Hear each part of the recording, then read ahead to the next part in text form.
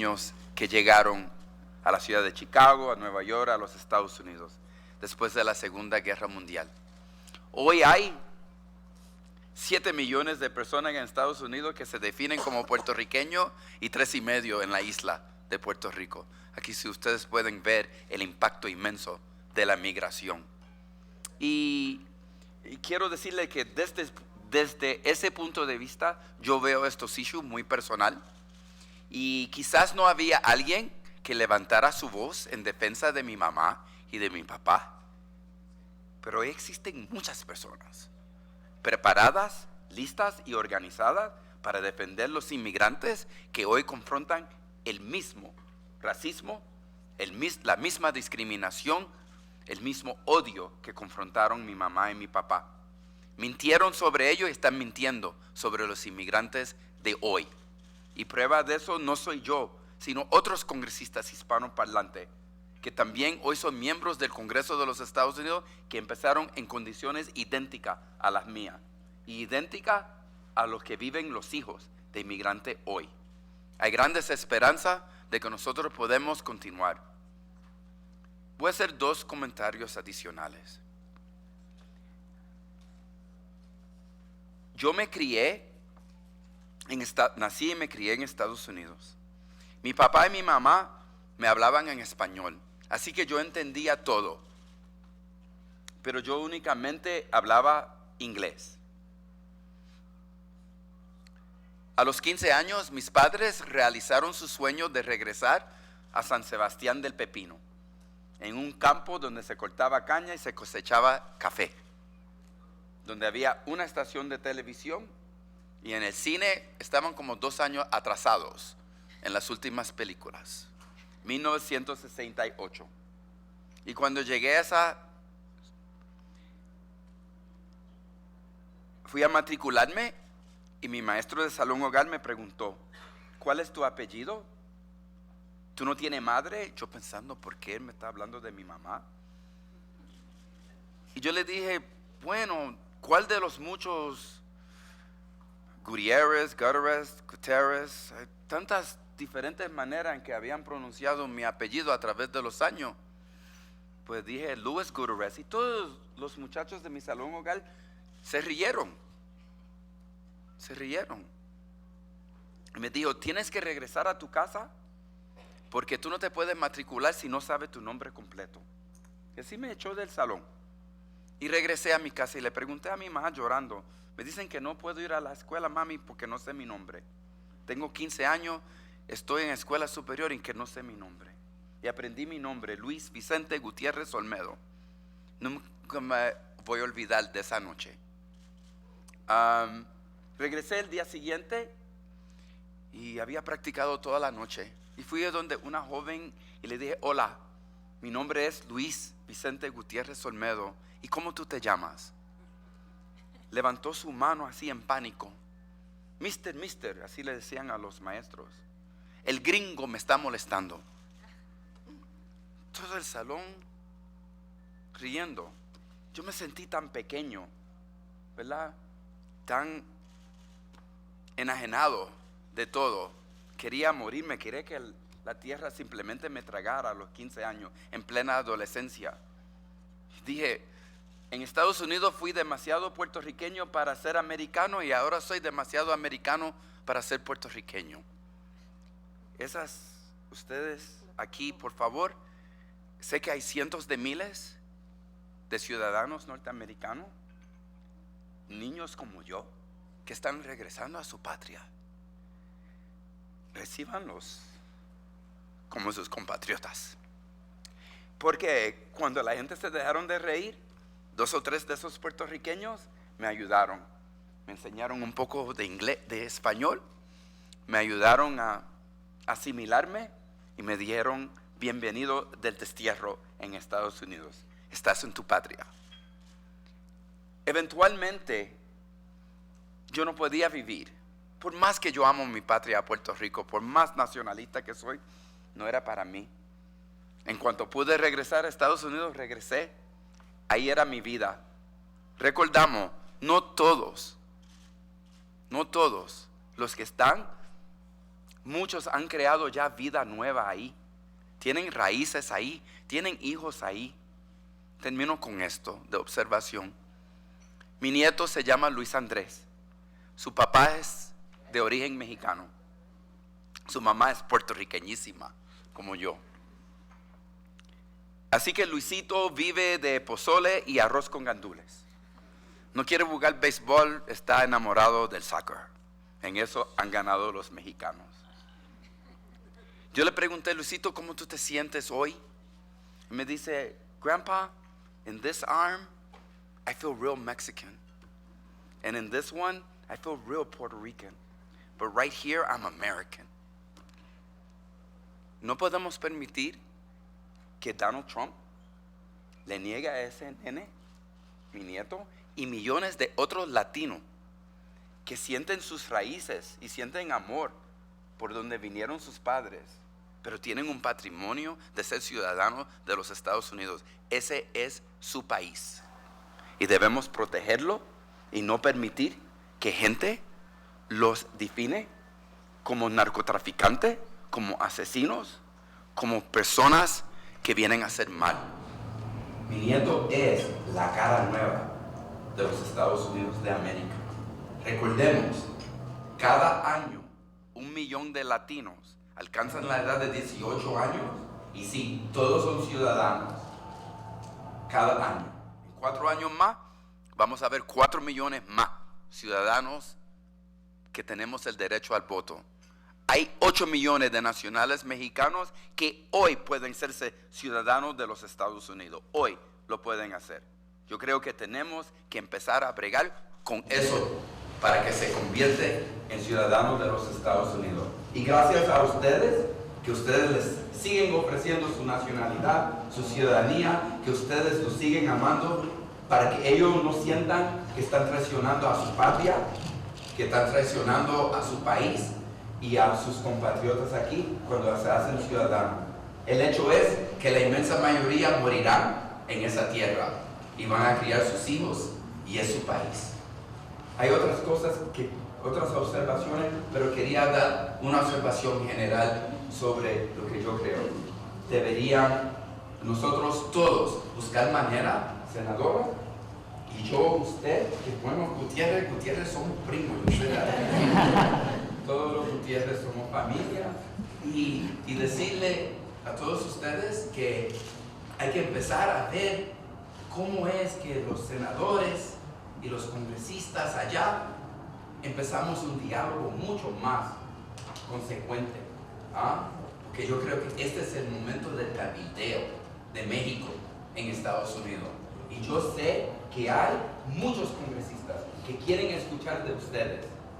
Y creo que ustedes van a sentirse mucho mejor y con mucho más poder a escuchar. Muchos de los congresistas de los Estados Unidos que aman la relación, ¿verdad?, entre México y quieren fortalecerla. Gracias por escucharme esta noche.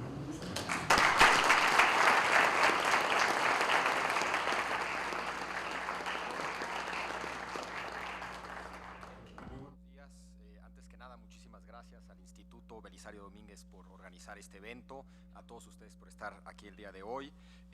La idea, creo, es tener una discusión entre todos, no solamente los que están aquí alrededor de la mesa, sino también con el público, una discusión, un diálogo sobre lo ocurrido el martes 8, el pasado martes 8, lo que significa para nosotros, y se me ocurre que lo podemos organizar bajo 3 grandes rubros. Un primer rubro sería cómo interpretar este resultado. ¿Qué nos dice de Estados Unidos? ¿Qué quieren y no quieren los que votaron como votaron? ¿Cómo interpretar el resultado? Segundo rubro es qué esperar de una presidencia Trump. ¿Qué podemos esperar en lo económico, en lo migratorio, en lo social, en su política exterior, en general? ¿Qué esperar los próximos 4 años? Y finalmente, ¿qué debe de hacer México, dado nuestra interpretación de lo ocurrido el 8 y dado lo que podemos hoy por hoy esperar, sabiendo muy poco, hay que decirlo, lo que podemos esperar de una presidencia Trump? Pienso que hay que primero empezar con cómo interpretar ese resultado, y antes que nada lo que me gustaría es darle la palabra tanto a la senadora Marta Palafox como al senador Enrique Burgos para que nos den su opinión de cómo ven lo ocurrido, cómo interpretan ustedes lo ocurrido, y después ya quien quiera, por favor levante la mano y nos arrancamos. Lo único que les pediría es, para que todos podamos hablar, ser lo más breves posibles para que sea más un diálogo y todos tengamos oportunidad de participar. Senadora, no sé si tenga algunas palabras. Gracias, Javier. A todos, buen día, frío día. Cómo desperdiciar la oportunidad de dar la bienvenida a nuestro compañero congresista Luis Vicente Gutiérrez, de su servidora Palafox Gutiérrez, con respeto a nuestro compañero el senador Enrique Burgos. De verdad nos conmueve esta presentación del congresista, porque como él bien lo ha dicho, hay millones de mexicanos que se van con el sueño americano y que son víctimas de todo lo que conocemos y de muchas cosas que no las conocemos porque no son enterados. Yo creo que debemos escuchar la participación de todos y al final, como correspondería en mi persona, el compromiso de aceptar ese diálogo con congresistas. Por supuesto que no solamente es un deseo de hacerlo, sino es una necesidad y es una obligación corresponsable por lo que representamos nosotros en el Senado de la República, los momentos que nos va a tocar vivir, que debemos organizarnos, no solamente nosotros, no nos preocupa a muchos solamente el tema político, el tema económico, nos preocupa mucho el tema de migración, porque sabemos y conocemos de las fobias xenofóbicas, que es lo que más nos preocupa, porque hay mucha gente indefensa que va a ser víctima de muchas cosas. Entonces, creo que es bien importante entablar ese diálogo, pero también es básico recoger la opinión de los académicos, de los investigadores, de las organizaciones de la sociedad civil, de los ciudadanos, para que podamos ir integrando una política de participación de aquí en lo adelante relacionado con este tema que ya lo tenemos enfrente. Muchas gracias. Muchas gracias, senador. No sé si quiera. Sí, cómo no. Muchísimas gracias. Primero quisiera agradecerle al doctor Gerardo Esquivel, director de Belisario Domínguez, que haya dado esta oportunidad, a la propuesta de trabajo que hace el doctor Tello, a los comentarios de mi compañera y amiga Marta Palafox, y sumarme a la bienvenida al congresista don Luis Gutiérrez por varias razones.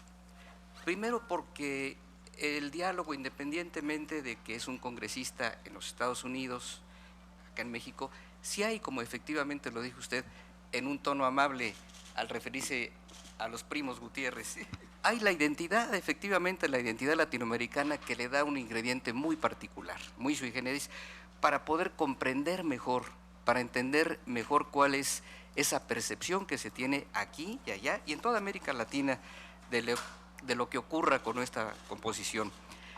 Pero yo agregaría, y es una consulta, señor congresista, además de lo que se pueda platicar, conversar, del cabildeo que, como usted lo plantea, me parece cada vez más indispensable, advirtiendo que el fenómeno migratorio es un fenómeno mundial, irreversible, que lo advertimos en Europa, en el corazón mismo de la vieja Europa, en donde la presencia y el flujo migratorio, igual que en América Latina, hay corrientes hacia México, Centroamérica. Este nuevo orden mundial, o a lo mejor este nuevo desorden mundial, pero que tiene que llevarnos a un nuevo orden mundial, ¿cómo podría plantearse allá en los Estados Unidos?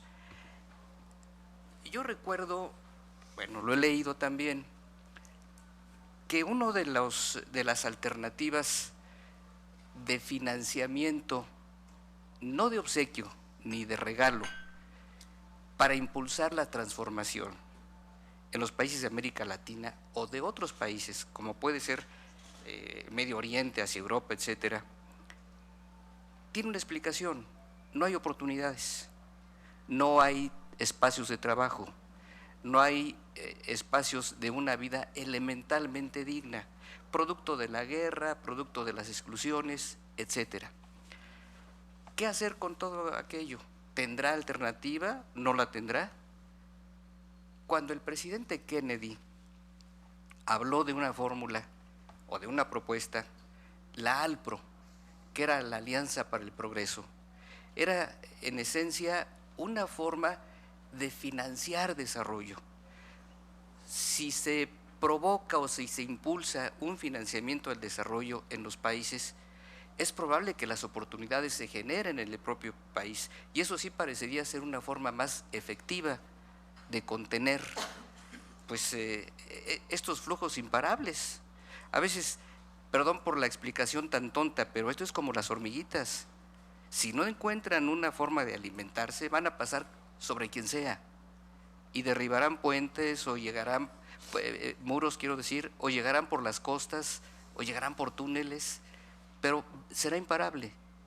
No advierte, esta es la pregunta, señor congresista, ¿habrá la oportunidad de impulsar en la política norteamericana formas de participación que se orienten a financiar desarrollo agrícola, industrial, educativo para la producción, etcétera, que pueda en el corto plazo ir advirtiendo este cambio y que diga, esto sí contiene el flujo migratorio? ¿Por qué? Porque hay oportunidades en sus propios países. Pues interesantísima su presencia, que mucho agradecemos, y la oportunidad de seguir conversando con usted. Bienvenido, muchas gracias. Senador, muchas gracias. No sé, hubo una pregunta ahí directa, congresista, no sé. Voy a contestar número uno, senador, gracias por participar con nosotros y decirle sí, somos hispanoparlantes, somos latinoamericanos y decirle dos cosas. Número uno, en el Congreso de los Estados Unidos, los congresistas judíos defienden a Israel. Los congresistas con apellidos irlandés defienden a Irlanda. Y así yo puedo continuar. Yo creo que es nuestra responsabilidad defender a los nuestros, a los latinoamericanos, y continuar esta tradición. Y existe eso en el Congreso. Y estamos creciendo, ya somos 30, cualquier día somos 35 y 40. Vamos a continuar ampliando nuestros números en el Congreso. Y sí, dos cosas. Yo creo que y simplemente lo estamos pensando porque no pensé que íbamos a tener que plantear esto. Yo no vislumbré, como muchas personas, el resultado de las elecciones. Perdone, que no lo vi. Así que no pensé, pero en un comité de solidaridad y de amistad. O sea, ¿cómo tú contrarrestas el odio? Sino con la comprensión, el entendimiento y buscar foros, ¿verdad? En contraste, yo creo que usted, senador Burgos, senadora Gutiérrez, yo y otros más podemos empezar, ¿verdad?, a tener ese diálogo a nivel legislativo, porque somos representativos de nuestro gobierno y de nuestra gente y de las poblaciones, para hacer ese comité de fortalecimiento entre México y Estados Unidos. Y último, decirle, sí, usted tiene razón. Hay que buscar maneras. Yo te en contra del Tratado de Libre Comercio. Yo no lo veía como un tratado de libre comercio que iba a beneficiar a los trabajadores necesariamente. Y en ese sentido estoy como Bernie Sanders, ¿verdad? Porque veo estas cosas. Pero también yo me siento en Estados Unidos y siempre estamos, esta no es la primera persona que quiere juzgar a México. Ya eso pasa. Mira, ¿cómo es que entramos un diálogo también en cómo es el consumo de de drogas en Estados Unidos debilita, ¿verdad?, el establecimiento de democracias, no solo aquí en México, porque nosotros somos los consumidores. El día que nosotros dejamos de consumir, imagínate todo lo que tenemos a nuestro alcance, no solo en México, sino en Guatemala, en El Salvador, en Centroamérica, todo lo demás que nos podemos enfocar. Así que hay responsabilidades y hay que hablar de esa dualidad, ¿verdad? Todos somos responsables de la situación en la cual nos encontramos. Gracias, senador. Ahora sí, si les parece, platiquemos un poquito de cómo interpretar el resultado. Creo que hay muchos posibles calificativos: un voto nativista, un voto antisistémico, un voto antiélite, en fin, lo que me encantaría es escuchar sus opiniones. Sí, buenos días, yo soy Patricia de los Ríos, de la Universidad Iberoamericana. Más que interpretar cómo sucedió y cuál es digamos, cómo votaron y demás, y por qué, yo lo que quiero decir es que esto es un parteaguas, no podemos pensar otra cosa. El señor Trump va a determinar la Suprema Corte por los próximos una cantidad buena de años. Tienen la mayoría en el Senado y en la Cámara de Representantes, tienen la Casa Blanca, tienen la mayoría en las legislaturas estatales desde hace un buen rato. Entonces, por favor, yo sigo las elecciones de Estados Unidos desde el presidente Carter, de modo tal que esto no podemos, creo que sí hay que tener una actitud tranquila, hay que pensar con la cabeza fría, etcétera, pero no se puede disfrazar lo que acaba de suceder, que es un verdadero parteaguas. Ahora, yo creo que confío, ya está pasando, en que habrá un movimiento social de resistencia interna en Estados Unidos y que también hay muchas instituciones en Estados Unidos que van a reaccionar, que van a defender, seguramente va a haber muchos litigios y muchas cosas, pero que esto es un cambio gigantesco como no he visto nunca desde que yo estudio a los Estados Unidos, y creo que que hay que tener muy claro el tamaño de lo que acaba de suceder, ¿no? Gracias. De acuerdo.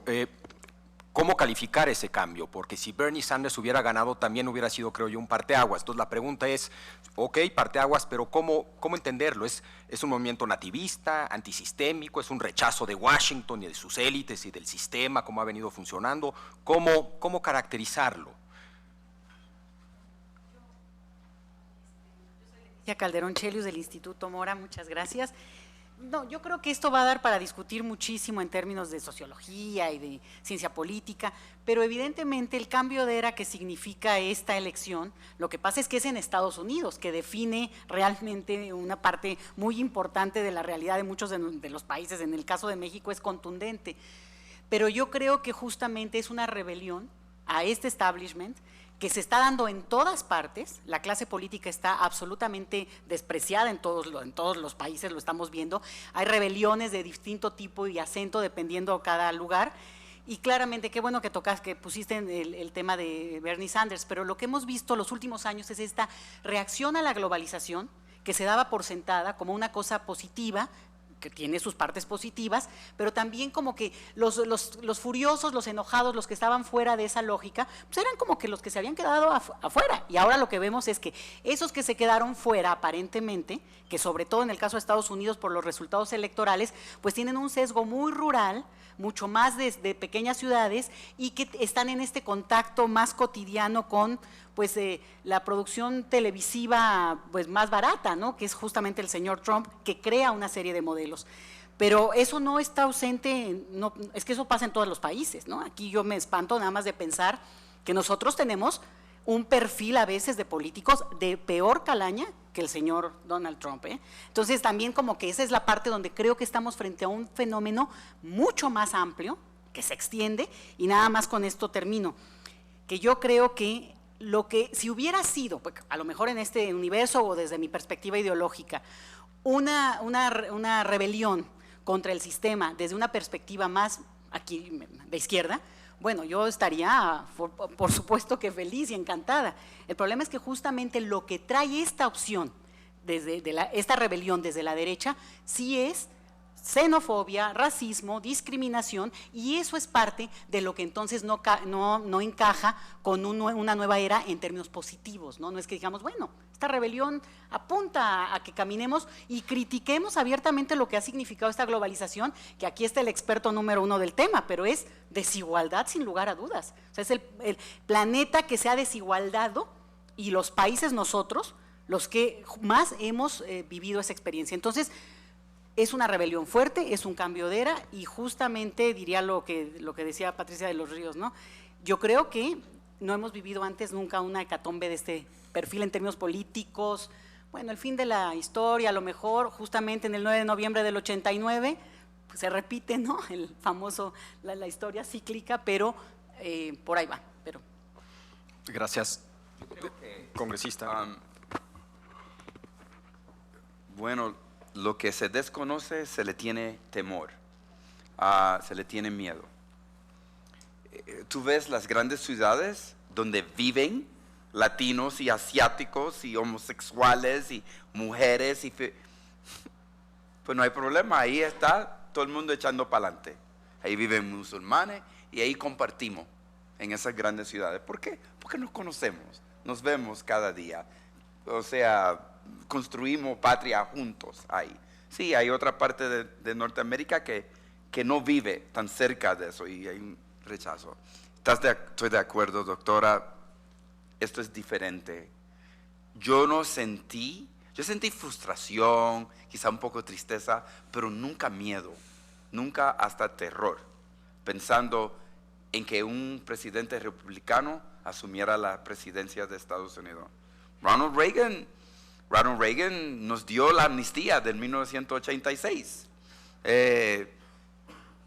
Bush el hijo cogió a caballo con Fox, hablando de cómo iban a regularizar a los mexicanos en Estados Unidos. O sea, tú puedes ver, nunca ha habido este tipo de amenaza, no solamente a nuestras relaciones, sino yo me recuerdo cuando Bush después de 9/11, él dijo, a los musulmanes hay que protegerlos y, o sea, él fue donde un Musk y él dijo, o sea, tú veías ese, Donald Trump, estoy de acuerdo, y no es solamente aquí, en este hemisferio, sino es realmente una amenaza a la paz y la tranquilidad a través del mundo. Pero quiero también decirle, sí es verdad, Leticia, que pasaron todo, y estoy completamente de acuerdo, pero recordemos, cuando tú has visto un país intervenir en los asuntos internos de otro país, como ha hecho Rusia a través de sus servicios de inteligencia, cuando hackearon las cuentas del Partido Demócrata y del director de la campaña de Hillary Clinton.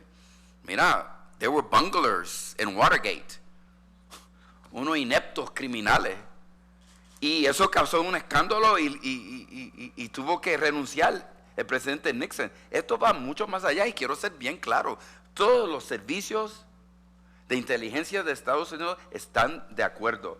El más feliz que está hoy es Putin. ¿Por qué? Porque nosotros en Estados Unidos hemos puesto sanciones económicas en contra de una persona que realmente es a pariah y que quiere expandir y crecer un nuevo. Él está feliz y contento. Y como dijo el Deputy Secretary for Foreign Affairs ayer de Rusia, we've always been in contact with the Trump campaign. O sea, ¿qué más tú necesitas saber? Así que ahora recordemos, para que todo el mundo, ¿verdad? ¿Quién fue el único oficial de inteligencia en Estados Unidos que rehusó firmar la carta denunciando a los rusos por la intervención? Comey, el director del FBI, que 10 días antes de las elecciones empieza una nueva. Recordemos en ese momento, se estaban yendo todos los días un senador republicano, 3 congresistas, 4 comisionados, abandonando a Donald Trump.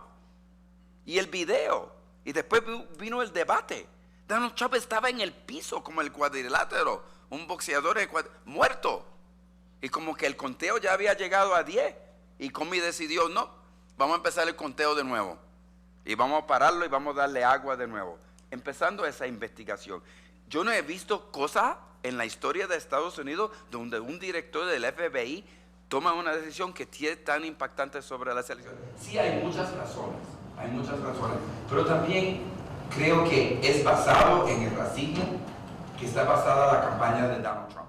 En la xenofobia, sí, está basado. Y fueron ayudados por otros elementos, ¿verdad? Extranjeros de Estados Unidos, incluyendo el director del FBI. Todo el mundo tiene esta imagen que el FBI es este cuerpo investigador independiente y santo y pulcro y que no. Bueno, yo creo que hay muchos otros que tenemos otras consideraciones sobre esa institución. Gracias. Gracias, Javier. David Coe del CIDE. Déjenme decir que aparte de ser científico social, esto para mí es intensamente personal. Llevo 16 años radicando aquí en México, mi esposa es de la Mixteca Poblana, tenemos primos hermanos que están documentados en Queens, Nueva York. También tengo parientes en Florida, Luisiana, Mississippi, que votaron por favor. ¿Cómo interpretar esta victoria? Sin duda, todo lo que apuntó Javier, es una sacudida del sistema, del establishment, es un voto partidario, un republicano que jamás se le iba a ocurrir votar por un demócrata. Me desperté el miércoles, fui a dormir el martes,